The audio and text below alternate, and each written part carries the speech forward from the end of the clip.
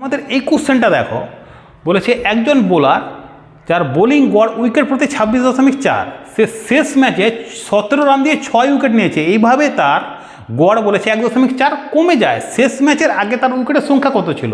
তাহলে আমরা এগুলো সোজা হয়ে যদি অ্যান্সার করে, প্রথমে অ্যান্সার করলে পরে 26.4 করে রান দিচ্ছে, এটাকে উইকেট দিয়ে গুণ করে দাও। উইকেট যদি আমরা গুণ করি তাহলে পরে 120 36 আর এদের 2.4 158.4 হয়।